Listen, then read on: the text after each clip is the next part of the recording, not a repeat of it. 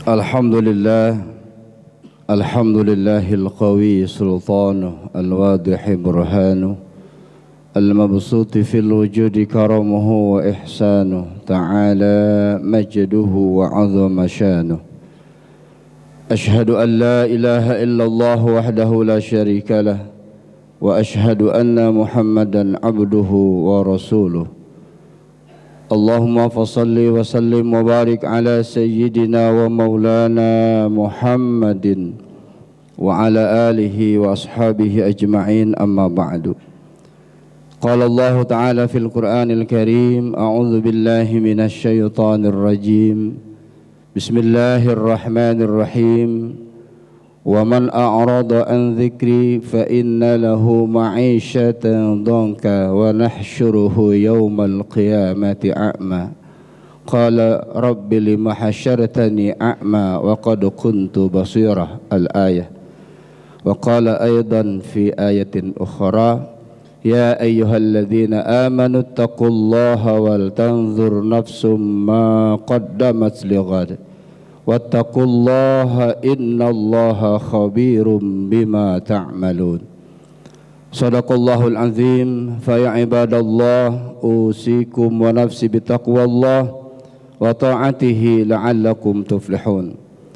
Saudara-saudara kaum muslimin jamaah sidang Jumat yang dirahmati Allah Subhanahu wa taala, marilah sama-sama kita selalu bersyukur kehadirat Allah Subhanahu wa taala atas segala limpahan nikmat dan karunia-Nya kepada kita semua. Sampai dengan saat ini tiada terhingga kita masih diberikan sehat wal afiat, nikmat iman wal Islam, dan dengan akumulasi nikmat-nikmat Allah Subhanahu wa taala kita masih bisa beraktivitas dalam kehidupan ini, baik aktivitas kita dalam rangka hablum minallah maupun hablum minan nas.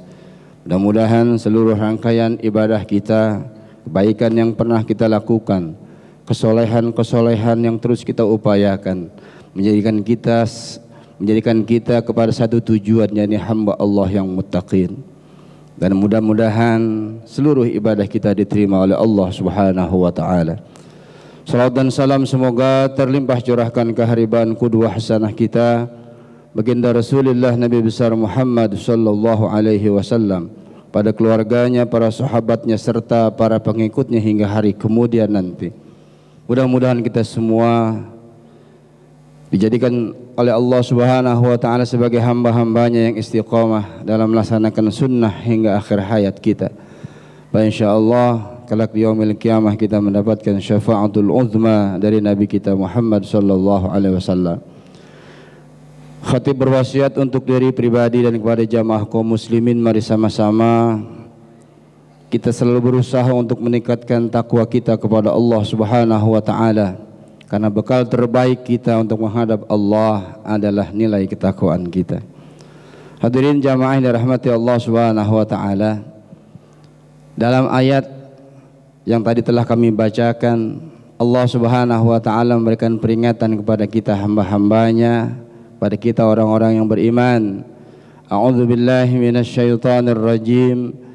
Bismillahirrahmanirrahim. Wa man a'rada an dzikri fa inna lahu ma'isyatan dhanka wa nahsyuruhu yaumal qiyamati a'ma. Barang siapa yang berpaling dari berzikir kepadaku, dari mengingat aku, dari menyembah aku, dari beribadah kepada aku, termasuk di dalamnya adalah salat yang telah difardukan kepada kita sebagaimana yang dititahkan oleh Allah Subhanahu wa taala dalam peristiwa Isra wal Mi'raj kepada baginda Nabi besar Muhammad sallallahu alaihi wasallam. Allah Subhanahu wa taala mengancam dengan dua ancaman. Yang pertama adalah di dunia ini, yang kedua kelak nanti di akhirat. Yang pertama di dunia, Allah Subhanahu wa taala secara jelas dan tegas mengatakan fa inna lahu ma'isyatan dhanka. Allah Subhanahu wa taala akan memberikan ma'isyah yang sempit, kehidupan yang sempit. urusan apapun yang ia lakukan di dunia ini, jika ia berpaling dari mengingat Allah, maka Allah sempitkan jalannya, Allah buntukkan jalan keluarnya. Jangan merasa mampu karena kita memiliki kemampuan. Jangan merasa kuat karena kita merasa memiliki kekuatan. Jangan merasa mudah karena kita banyak memiliki jaringan, kolega dan lain sebagainya. Ada Allah Subhanahu wa ta'ala. Allah yang paling dulu harus kita hubungi pada saat kita hidup di dunia ini, semenjak kita bangun tidur sampai dengan kita tidur kembali. Jikalau kita dalam kehidupan ini, apapun urusan kita, apapun profesi kita, apapun pekerjaan kita, kita membelakangi Allah, kita mengesampingkan Allah, bahkan kita berpaling dari mengingat Allah Subhanahu wa ta'ala, termasuk di dalamnya kita enggan berdoa, kita malas bermunajat, kita tidak pernah berzikir kepada Allah Subhanahu wa ta'ala. Bahkan kita dengan sengaja dan sukarela, secara sadar dan nyata, kita meninggalkan kewajiban kita salat. Padahal Allah Subhanahu wa ta'ala berfirman, aqimis salata li dzikri, dirikanlah salat untuk mengingat aku. Zikir kita yang paling utama adalah salat. Yang kedua, Allah Subhanahu wa ta'ala mengancam kita nanti pada hari kemudian, pada hari kiamat, wa nahsyuruhu yaumal qiyamati a'ma. Allah Subhanahu wa ta'ala kumpulkan kita dalam keadaan buta. Qala rabbi lima hasyartani a'ma wa qad kuntu basira. Ya Allah, mengapa engkau kumpulkan kami di mahsyar ini dalam keadaan buta, padahal dulu kami waktu hidup di dunia kami melihat, kami bisa melihat, tetapi penglihatan kita berpaling dari mengingat Allah Subhanahu wa ta'ala. Pendengaran kita berpaling dari mengingat Allah Subhanahu wa ta'ala. Hati kita berpaling dari mengingat Allah Subhanahu wa ta'ala. Maka Rasul sallallahu alaihi wasallam dalam hadis riwayat Imam At-Tabrani, Rasulullah sallallahu alaihi wasallam bersabda, barang siapa yang bangun di pagi hari namun hanya dunia yang dipikirkannya, sehingga seolah-olah dia tidak melihat hak Allah dalam dirinya, maka Allah Subhanahu wa ta'ala akan menanamkan 4 penyakit dalam dirinya. Bangun tidur kita tidak membaca doa, bangun tidur kita tidak mengingat Allah. Pada saat kita bangun tidur, bahkan dari semenjak malam larut kita belum tidur, tapi yang kita pikirkan hanya urusan dunia. Sampai-sampai kita bangun tidur pun yang kita ingat adalah urusan dunia kita, padahal ada Allah, padahal ada hak Allah, tetapi kita mengesampingkan, memalingkan hak Allah dari kepentingan kita. Yang pertama, kata Rasulullah, adalah kebingungan yang terus menerus. Hidup kita penuh dengan kebingungan, penuh dengan kebimbangan, seperti orang yang linglung, yang tidak memiliki tujuan dan lain sebagainya. Yang kedua, kesibukan yang tiada ada ujungnya. Sibuk kita dalam urusan dunia, tapi seolah-olah tidak pernah ada hentinya kita memikirkan dunia. Terus menerus yang kita pikirkan dalam kehidupan ini adalah hanya urusan dunia. Kemudian kebutuhan yang tidak pernah terpenuhi. Kita memiliki satu hal, tetapi kita tidak bersyukur kepada Allah, maka hal yang kita miliki, barang yang kita miliki, hal yang sudah kita capai, itu semua tidak pernah ada arti dalam kehidupan kita, karena kita tidak pernah menikmati apa yang pernah kita usahakan. Dan apa yang kita usahakan hasilnya seolah-olah kita merasa bahwasanya itu adalah hasil sendiri, bukan karena pertolongan Allah Subhanahu wa ta'ala. Kemudian yang keempat, kata Rasulullah, adalah keinginan yang tidak pernah tercapai. Keinginan kita banyak, kemauan kita banyak, bahkan kita sering berhayal dan lain sebagainya, tetapi itu semua hanya angan-angan yang tidak akan pernah ada hasilnya, yang tidak akan pernah ada pencapaiannya, karena yang kita pikirkan dalam kehidupan ini hanya melulu urusan kita, tetapi hak-hak Allah Subhanahu wa ta'ala kita kesampingkan, hak-hak Allah Subhanahu wa ta'ala kita kemudiankan. Bahkan di antara kita banyak yang merasa mampu sehingga kita berpaling dari Allah Subhanahu wa ta'ala karena merasa dirinya mampu. Kita punya kekuasaan, bahwasanya Allah Subhanahu wa ta'ala maha kuasa, maha besar dengan kekuasaannya, maha besar dengan segala sesuatu yang ada di alam dunia ini termasuk pada diri kita. Apa artinya kemampuan yang ada pada diri kita? Semuanya terbatas, jauh, tidak ada apa-apanya dibandingkan dengan kemahabesaran Allah Subhanahu wa taala. Dalam kitab Jami' al-Ulum wal Hikam jilid 2 halaman 381 disebutkan oleh Yahya bin Mu'adz al-Razi, dunia adalah khamarnya setan. Siapa yang mabuk barulah tersadarkan diri ketika kematian yang gelap itu datang. Nantinya ia akan menyesal bersama dengan orang-orang yang merugi. Kita digelapkan oleh urusan dunia karena dunia ini adalah khamarnya setan. Kita mabuk dalam urusan dunia karena apa yang kita inginkan dalam kehidupan dunia ini sesungguhnya akan ada akhirnya. Hatta zurtumul maqabir, sampai kita bertemu dengan kuburan, sampai kita masuk ke alam barzakh, baru kemudian kita tersadarkan bahwasanya rizkinya, jatahnya sudah habis dan sudah masuk ke alam berikutnya, baru kemudian penyesalan itu akan datang.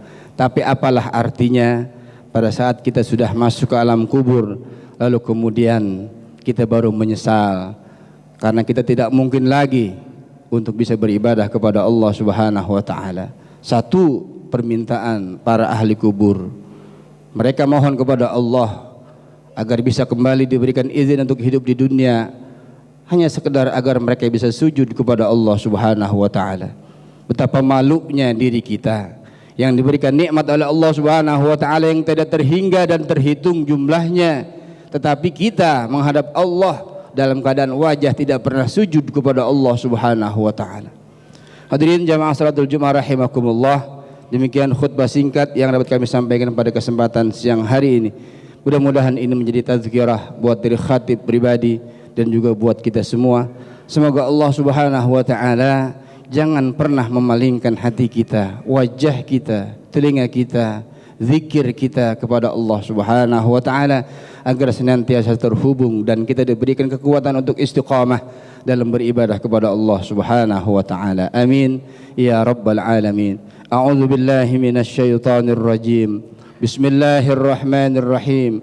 Wattaqu yawman turja'una fihi ila Allah thumma tuwaffa kullu nafsin ma kasabat wa hum la yudlamun.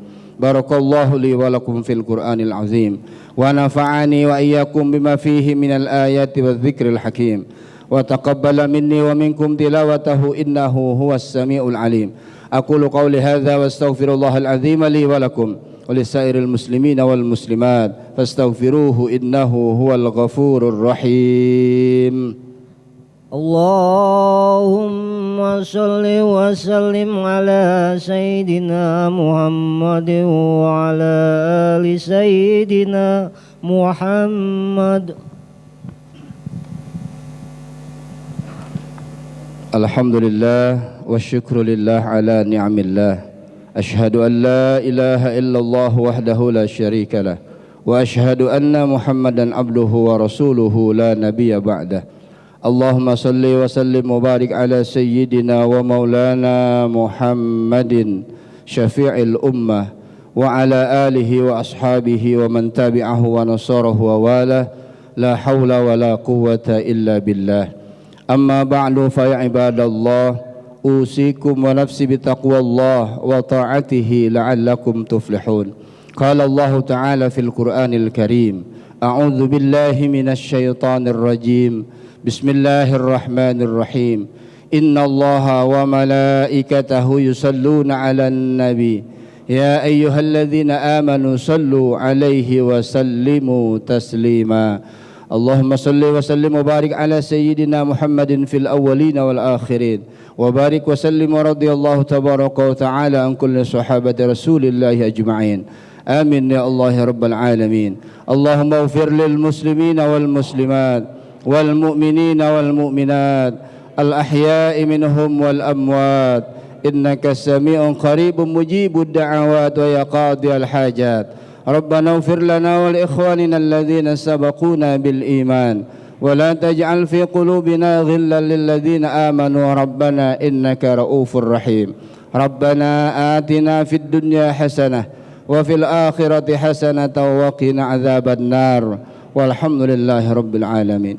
عباد الله إن الله يأمر بالعدل والإحسان وإيتاء ذي القربى وينهى عن الفحشاء والمنكر والبغي يعظكم لعلكم تذكرون فاذكروا الله العظيم يذكركم واسألوه من فضله يؤتكم ولذكر الله أكبر. أقم الصلاة.